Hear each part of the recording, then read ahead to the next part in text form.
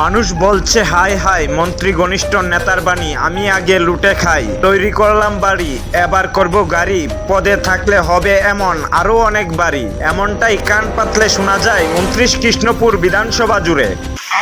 আমরা সাধারণ মানুষ, আমরা কিতা কম, তবে আমরা তো জানি যে একজন লোক যদি একটি একা তার সাইডে ফাইডে যদি থাকে এমন তো কিছু পাওয়া যায়। আমরা যেন রাজ্য নেতৃত্বরা বইয়ে কিতা করতেছে এটা তো আমরা জানা নাই। তারা কি আসলে কি তারাও কি বন্ডক টন্ডক পানি এটা তো আমরা জানি না।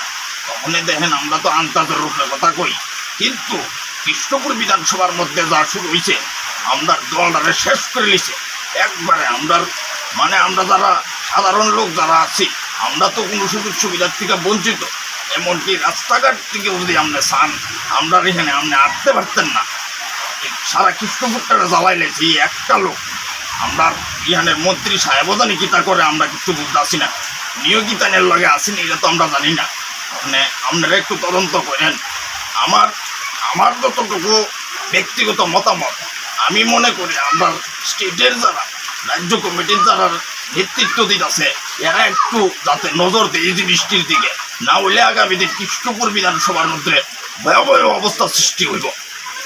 একের পর এক মামলা থানায় দিতে হলো দুর্নীতিবাজ প্রতারক নেতার হাজিরা। তারপরেও মন্ত্রী ঘনিষ্ঠ প্রতারক বিজনকরের বিরুদ্ধে পদক্ষেপ নিচ্ছে না ভারতীয় জনতা পার্টির শীর্ষ নেতৃত্বরা। প্রশ্ন উঠছে, তবে কি দুর্নীতিবাজ প্রতারক বিজনকরের কাছ থেকে পার্সেন্টেজ পাচ্ছে ত্রিপুরা বিজেপির শীর্ষ নেতৃত্বরা?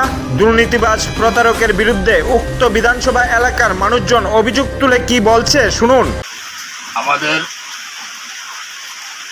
আমরা যখন খবরাখবর পত্রিকা টিভি মোবাইল সব কিছুই তো দেখি অনেক, কিন্তু আমরা কৃষ্ণপুর বিধানসভার নামে যা আমরা শুনি পত্র পত্রিকার মধ্যে এবং সাংবাদিক চ্যানেল সব কিছুদের মধ্যেই আমরা যা শুনি, সারা ত্রিপুরা রাজ্যে কোনো বিধানসভার মধ্যে তো আমরা এমন দেখি না।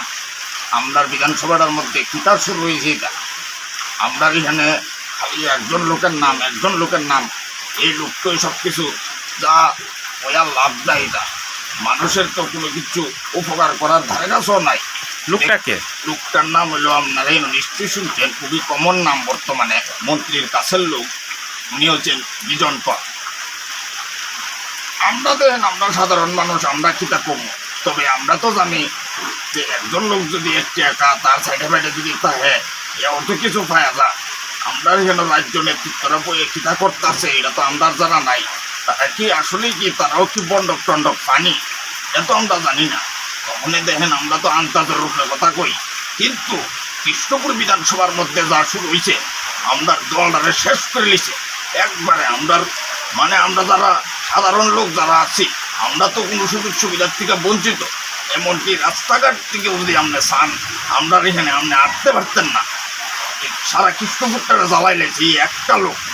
আমরা ইহানের মন্ত্রী সাহেবদানি কিতা করে আমরা কিছু বুঝতে আসি না, নিয়োগিতানের লগে আসিনি এটা তো আমরা জানি না। মানে আপনারা একটু তদন্ত করেন। আমার যতটুকু ব্যক্তিগত মতামত, আমি মনে করি আমরা স্টেটের যারা রাজ্য কমিটির যারা নেতৃত্ব দিতেছে এরা একটু যাতে নজর দেয় এই জিনিসটির দিকে, না হলে আগামী দিন কৃষ্ণপুর বিধানসভার মধ্যে ভয়াবহ অবস্থা সৃষ্টি হইব। Bureau report, এনডিবিটি।